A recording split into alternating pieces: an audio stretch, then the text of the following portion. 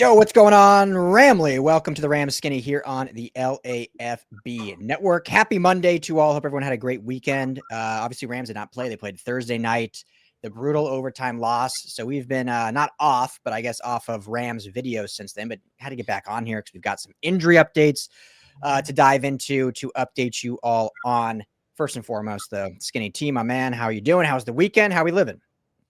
Oh, it's all right. It's always funny when there's a Sunday without Rams on because I just kind of drift in and out of games as I please. I don't have to be glued to Locked one in. station. Yeah. So You get to watch Red Zone, which is nice. if I had access, but Yeah. yeah.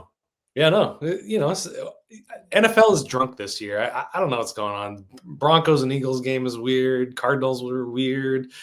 Bucks and Seattle was fun. Yeah. You know, Patriots beat the Bills in Buffalo. Yeah, we got cats and dogs living together. We got UCLA knocking Penn State from number 7 to 26 or 7 or 8 in the AP. I love it was a wild weekend. It was a wild weekend. Hey, the Dodgers won, and they're playing here as of this recording in about an hour. Game 2. Cannot wait to watch. Dodgers stealing game 1. That was amazing. So, hey, that's great. The Kings begin their season, tomorrow against the Avalanche? Is that right? Jeez, I think. 7th? Yeah, sounds right. Which we were supposed to be at and have not bought tickets yet. So, hey, anyone out there, any Kings fans, want to donate some tickets to Skinny and me, let me know. We got about 24 hours or a little more than that, till puck drop. Would love to be at that. But yeah, things are good in LA. I know it feels like the sky's falling with the Rams, but hey, we'll have all week to discuss, and hopefully they get a good bounce back game against a very much struggling Baltimore Ravens team. Even without Lamar Jackson, you should not give up 40 plus points like they did. So I think the team itself is reeling, but we'll talk that more later down the line. Today, just a very specific video about this latest injuries as we start the week, really get practice kind of going with the mini bye kind of over now after the Thursday game. But quickly, big shout out to our friends over at Sleeper, the number 1 sports app right now. Make sure to go download the Sleeper app, whatever device you use, Apple Store, Google Play. And when you do download and you go to make your first deposit, make sure you use our promo code RAMS LAFB. That is all one word, Rams LAFB. They're going to match your deposit bonus up to $100. If you want to put in $10, they'll match you $10. Up to $100, they'll give you $100. And why you are depositing is because of the great daily fantasy game, the Pick'em. All you got to do is pick 2 to 8 players across any sport and just choose more or less, whether it's yards, touchdowns, tackles, sacks, whatever it may be, whatever player it is, or even across baseball, hockey, basketball, all that. Today, win some real money. I was close last night, Skinny. I put some on that late game, that Patriots-Bills, and they just didn't want to run with James Cook for whatever reason. He's having a great year, too. I wonder why. Fantastic year. Killing it. And the Buffalo last night just abandoned James Cook for whatever reason. So otherwise, I would have came out good. So download the Sleeper app, Rams LAFB. Tell them the guys at the Rams Skinny sent you. All right. So injuries. I'll let you kind of roll down them as we start this week off. You have an article out on LAFBnetwork.com. Make sure, family, you all check out the website. But you can kind of roll through what you wrote, and then we can kind of dive into each one. Yeah, so it's kind of a long list here. We've got some updates on all right. Colby Parkinson isn't now in the concussion protocol. Omar Spates, high ankle sprain, is doubtful, already ruled as doubtful for the Ravens game. Tyler Higbee and Rob Havenstein are going to be monitored this week. All accounts, things are moving forward. And then a weird one, Steve Avila, who did not play last week, although he had no official designation for the game, could start, is the phrasing there, with a lot of other weird phrasing around it. So, I think probably the big news is Omar Spates with a high ankle doubtful for this game already. So that means we'll likely see a good dose of Troy Reeder. How are we feeling about that? Yeah. Everyone should know our thoughts from the preseason, and, love Troy Reeder's story. Love how he's made this team and whatever, but I think we all believed he was, kind of not a top tier linebacker on this team. The Rams love him. Obviously So we should see him. I wonder if we'll see a little bit of Sean Dolak if he gets called up for this game. I would assume so, needing that third linebacker on the roster if Spates isn't able to go. But, they need a spark on this defense after what we saw last week. I don't know if Troy Reeder is going to be that spark. We saw him a little bit too in action, and usually when he was out there, good things did not necessarily happen. Yeah. The amount of missed tackles jumped dramatically in this last game. The amount of yak that was put up went up dramatically against the 49ers. So I think you're absolutely right about that. And in terms of the Dolak of it all, Troy Reeder played a lot of snaps on for special teams. So I think that's where we'll see Sean Dolak slotting in so that Troy Reeder doesn't have to play 100% and 100% for both special teams and defense. Yeah. But less than ideal, he's had a good run these last 2 seasons so far. But we were talking about Omarion Hampton and how 1 or 2 injuries. Omarion Hampton in Chargers news is going on to the IR after a high ankle sprain.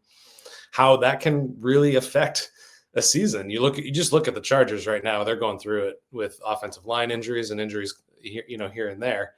And there you go. I mean, we got one. The Rams are a very healthy team. And I don't anticipate him going on IR. But it's a good thing it's a long week, I guess I can say.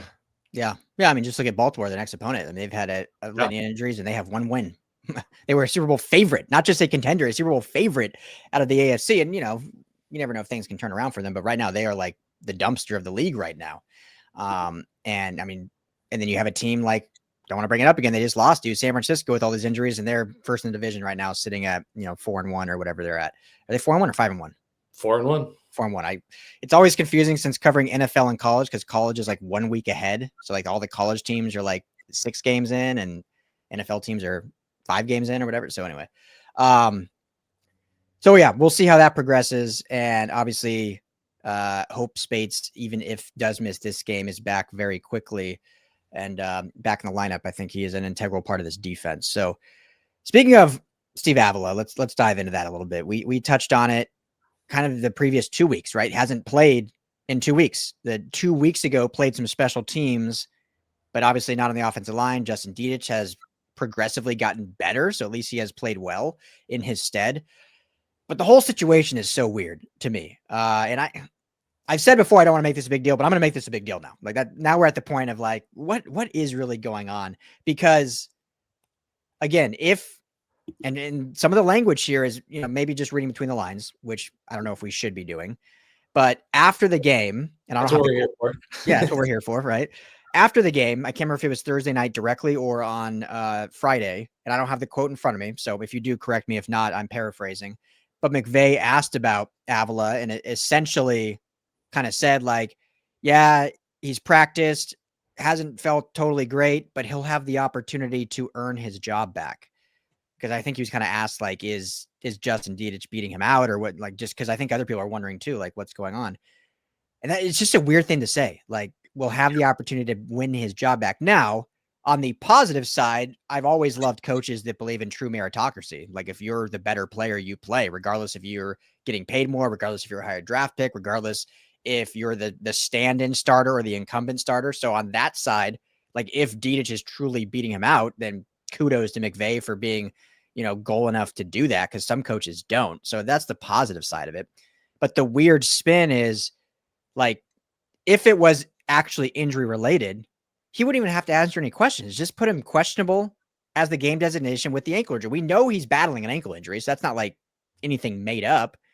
But when you take away the designation, you have a full week of practice now, 2 weeks in a row, and you're not designated anything, not even just probable, nothing. Then it raises these questions like, so is he truly lost his job to Dedich? It just, I don't get it. Yeah, I don't think he's lost his job, but I think Sean McVay is a pretty honest broker. Yeah. He doesn't. I think he tries to hide stuff, but they don't have any poker face. When he's saying stuff like the guy can earn his job back, you don't hear that about Spates. Well, maybe if Troy Reeder plays out of his mind, he'll earn a starting spot. But you don't hear that. You won't hear that about Puka Nacua ever. And Stu Jackson, the team reporter, he posted another quote that, that yours came from a couple of days ago. This one came from today, I think. Today. Yeah, it was from today. He says, if he practices and plays the way I believe he's capable of, then yes. Asking if he's going to be able to start. The guy's not injured. If you're on special teams, if you're playing, if you're suited up, I mean, yeah. And he came back into that game. So apparently, he maybe got hurt, but he was benched. Because he came back into that game once Kevin Dotson went out. I think that was week 2, maybe week 1. Anyway, the guy's not hurt. Yeah.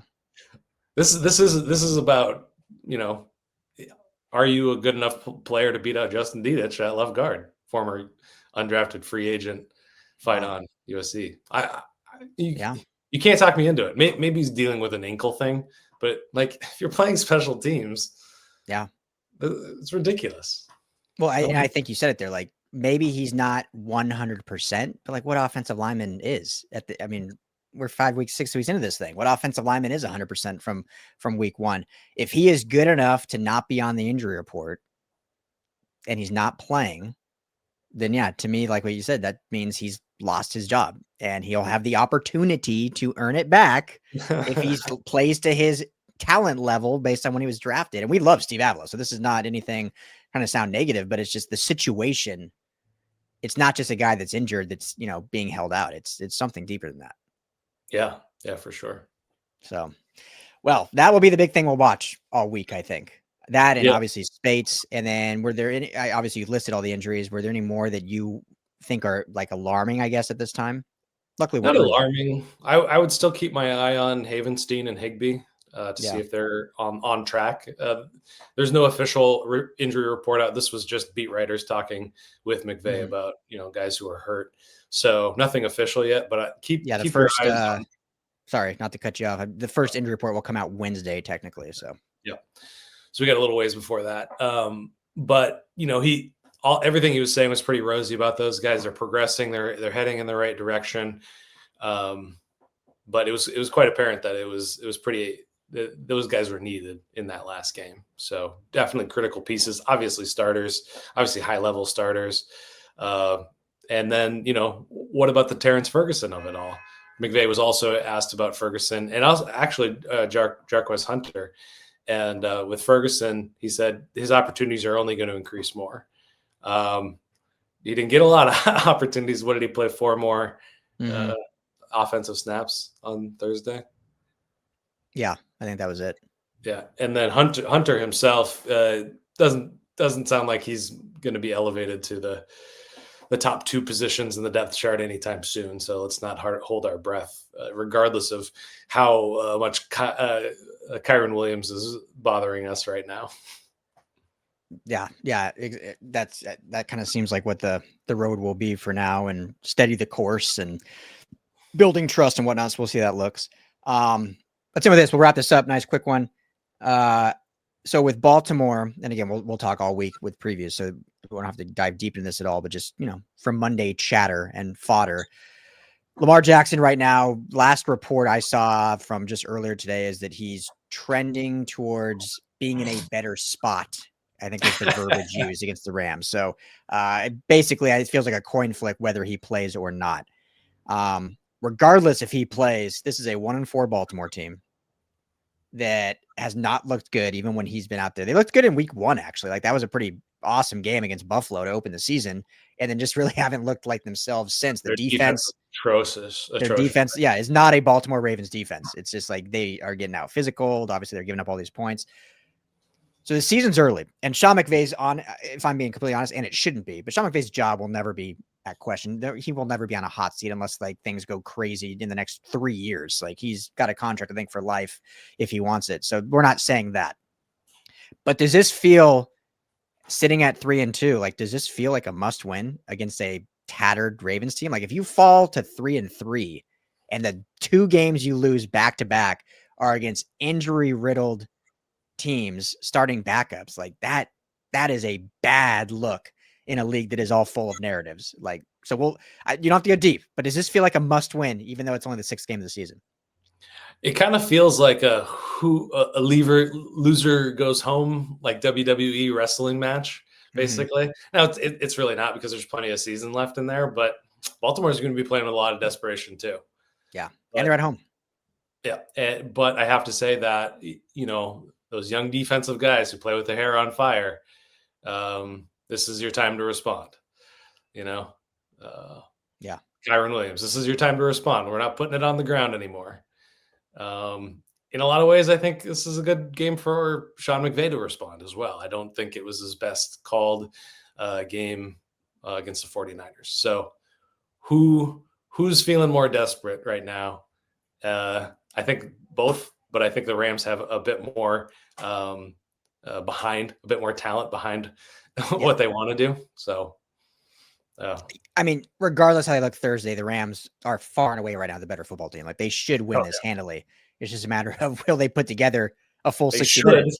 Should have beat the 49ers. Exactly. Handily, regardless of being a divisional rival game. So anyway, we'll talk more on that later. That was a quick injury update. So we'll keep everyone posted on, what's trending with the injuries here. Make sure to hit that like and subscribe here at the Rams LAFB. We're having daily videos. We're trying to ramp up our video content here at the Rams LAFB YouTube channel. Plus, everything will be on LAFBnetwork.com, or you can follow us everywhere on social media at LAFB Network. So yeah, we'll have daily videos. We'll be live Thursday, 4 p.m. Pacific time, and live every week post game as well. So thank you always. Thank you to Skinny T. Everyone enjoy the Dodgers game. Go Dodgers.